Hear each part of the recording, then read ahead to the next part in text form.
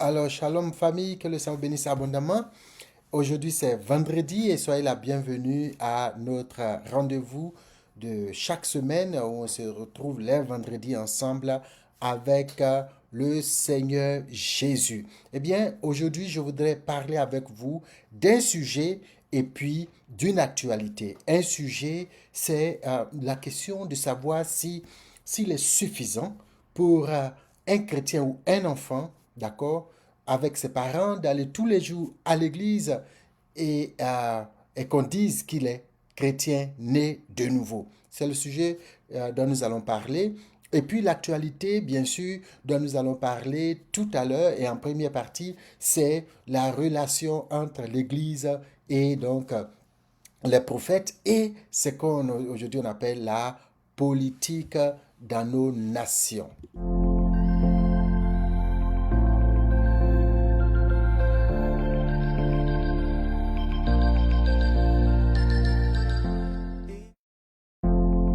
Alors, que le Seigneur bénisse, comme je l'ai dit tout à l'heure. Eh bien, entrons dans le vif du sujet. Alors, aujourd'hui, c'est la fin du mois d'octobre 2025. Dans quelques heures, nous allons donc commencer euh, novembre. Et je voudrais bénir le Seigneur qui a permis que depuis le début de l'année, vous soyez là en bonne santé. En tout cas, que la grâce du Seigneur se soit manifestée en faveur de chacun d'entre nous.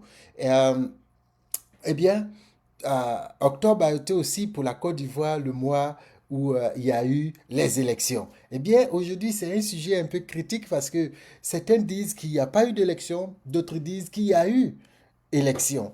Eh bien, cela ne s'est pas limité à la vie politique en dehors de l'Église. Aujourd'hui, euh, il y a des chrétiens qui disent qu'il n'y a pas eu d'élection et il y en a qui disent qu'il y a eu élection.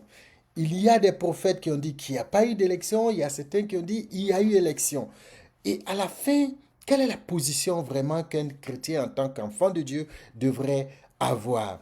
Récemment, il y a eu beaucoup de polémiques sur le pasteur Sanogo qui aurait dit que le prophète Élie, j'oublie tout son nom, Élie quelque chose, Élie Pada, peut-être, si je ne me trompe pas, euh, aurait dit quelque chose qui ne serait pas ce que Dieu a dit. Je ne vais pas rentrer dans la polémique de toutes ces choses parce que pour moi, ce n'est pas essentiel.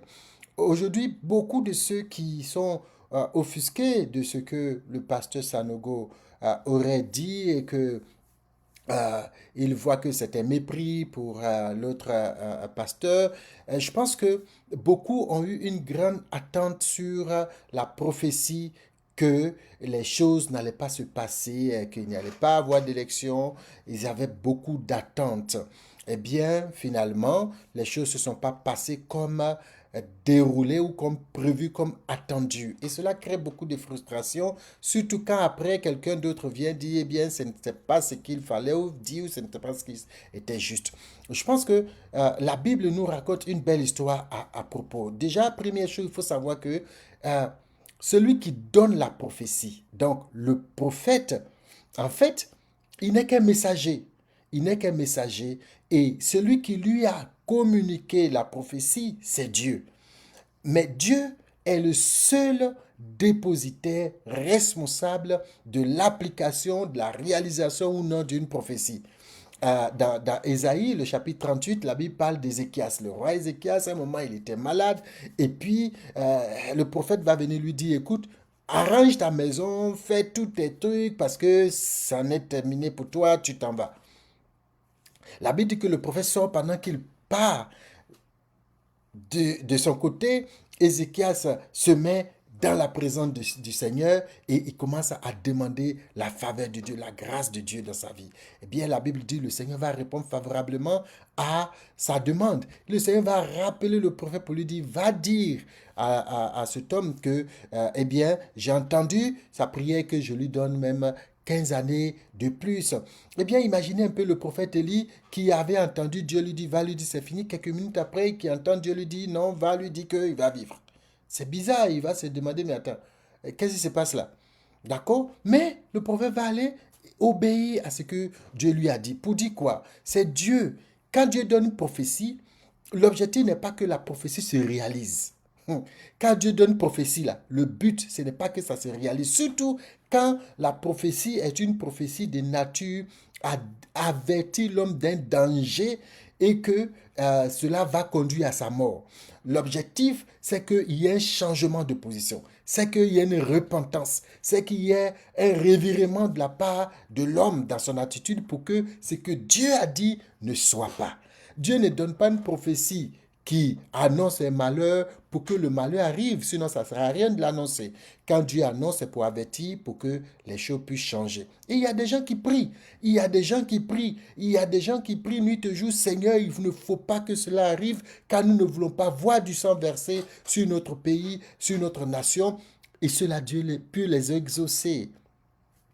Mais cela ne dit pas que celui qui a dit que les calamités arriveraient est un faux prophète ou que celui qui a dit que cela n'est pas arrivé ou bien n'arriverait pas est un faux prophète aussi ou bien un bon prophète. À la fin, quelle est notre attitude en tant qu'enfant de Dieu? La première des choses que je pense utile, c'est que nous devons interroger Dieu sur toutes ces choses. On ne va pas faire plus confiance aux hommes qu'à Dieu lui-même qui donne les prophéties. Il faut qu'on ait le courage de nous approcher du Seigneur par rapport à toutes ces prophéties, par rapport à tous ces dits. Et puis surtout, quelle est la motivation qu'il y a dans notre cœur? Rechercher le bien des hommes, même quand ils ne connaissent pas le Seigneur et que ce sont eux qui nous font du mal. Rechercher à ce que ceux-là soient sauvés. Parce que l'enfer, les frères, ce n'est pas une question de il est mon adversaire politique, c'est une question d'éternité. Donc, je voudrais m'arrêter là parce que nous n'avons plus que 3 minutes et je voudrais parler du deuxième sujet. Donc, soyez bénis et puis soyons calmes parce que le Seigneur combat. D'accord? Il ne faut pas qu'on soit dans la tourmente de ce qu'une prophétie ne soit pas réalisée. Dieu a son calendrier, Dieu a son temps. Deuxième chose que je voudrais aborder dans ce direct avec vous aujourd'hui, vous savez, la question que j'ai posée au début, c'est on va à l'église avec nos enfants, ou bien pour ceux qui ne sont pas encore mariés ou qui n'ont pas encore d'enfants, vous aurez des enfants.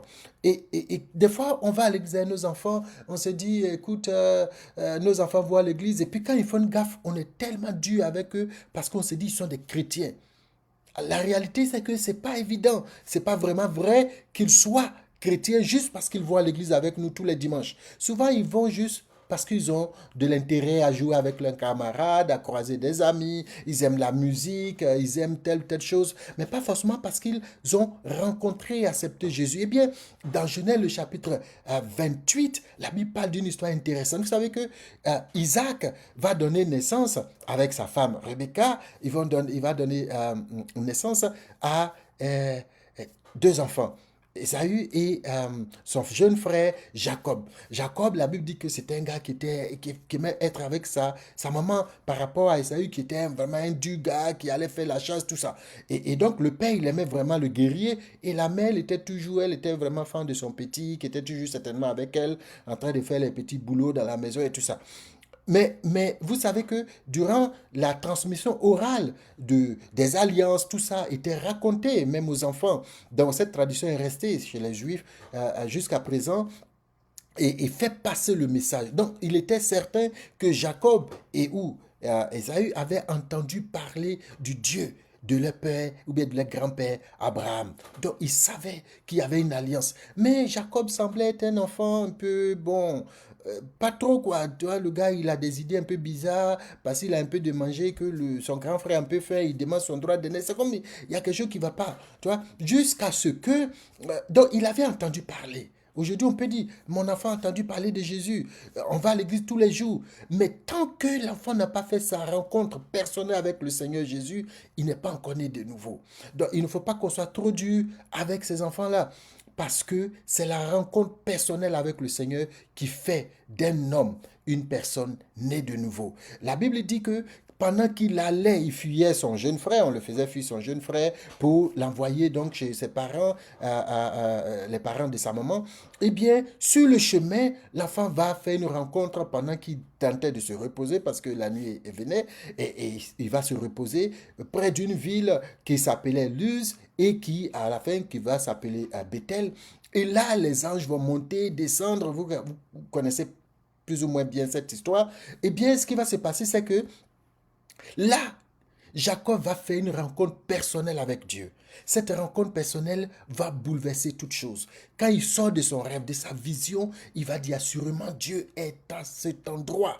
Eh bien, il va maintenant faire un vœu.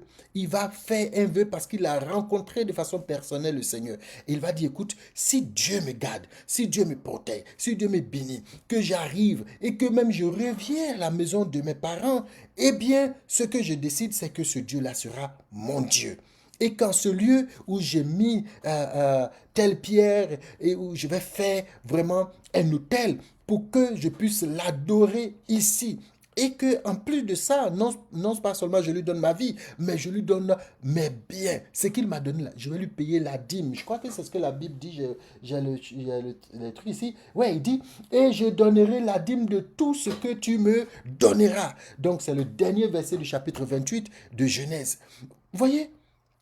Et Jacob, quand on l'a connu à la maison là, le gars qui n'est même pas capable d'aller chasser et puis tuer un peu de choses pour envoyer à papa, le gars, mais quand il fait la rencontre du Seigneur, de Dieu, la vie de Jacob va radicalement changer. Il va devenir un véritable adorateur, les adorateurs que Dieu cherche en esprit et en vérité. Je voudrais encourager nous les parents de ne pas nous décourager quand nos enfants font des gaffes. Euh, et puis bon, pourtant ils vont à l'église tous les jours. On dit, mais toi tu as lu la Bible hier, on a dit telle chose, et puis toi tu es comment? Et puis tu fais pas les trucs comme... C'est des trucs simples ça. Hein? Des trucs simples, tu es en train de mentir comme ça, alors que la Bible dit, tu dois pas... Si hier on a médité ça. Bon, à la fin, ils ne sont pas encore convertis. Ils ne sont pas encore convertis, ils ne sont pas encore nés de nouveau. Donc il faut prier pour eux. Ce qu'il faut faire, certainement comme j'ai dit, Jacob a entendu parler. Il faut parler toujours du Seigneur à ces enfants-là. Et puis il faut prier pour eux pour que cette rencontre-là avec le Seigneur, ce moment fatidique, ce moment précieux, ce moment spécial intervienne un jour dans leur vie pour que eux-mêmes réalisent et prennent la décision de marcher avec le Seigneur. Notre responsabilité en tant que parents, c'est de prier, c'est d'intercéder, c'est d'apporter ces enfants-là au Seigneur et de dire au Seigneur de ne pas les laisser s'égarer. Et que Dieu, quand le moment de la visitation va arriver, qu'il ne rate pas ce moment-là, que le cœur soit disposé à recevoir et à accepter le Seigneur. Je connais des gens qui sont des enfants de pasteurs, mais ils étaient voyous, ils étaient des gars bizarres, parce que leurs parents ont continué d'intercéder. Aujourd'hui, beaucoup d'entre eux sont des chrétiens zélés, des gens attachés au Seigneur, des gens authentiques. Pourquoi? Parce qu'il y a eu des gens qui ont intercédé pour eux jusqu'à ce qu'ils se donnent au Seigneur. Alors nous avons fait 13 minutes. Je voudrais m'arrêter là aujourd'hui et te dire, le Seigneur t'aime. Ne sois pas fâché avec les prophètes. Toi, prie le Seigneur. Et puis, ne sois pas aussi fâché avec tes enfants qui n'ont pas encore vraiment fait la paix avec le Seigneur.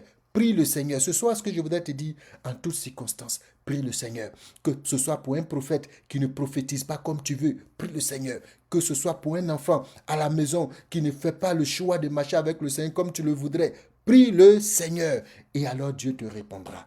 Je voudrais m'arrêter là aujourd'hui et dire que le Seigneur te bénisse abondamment, que sa paix soit sur toi, que le mois de novembre soit un mois de victoire 1-1. Ça, c'est pas nul, hein, c'est 11-0. Donc, que la victoire du Seigneur soit dans ta vie et que ce mois soit pleinement béni. Que Dieu soit sur toi, que sa vie repose sur toi et que sa paix te conduise en toutes choses. Sois béni et à bientôt.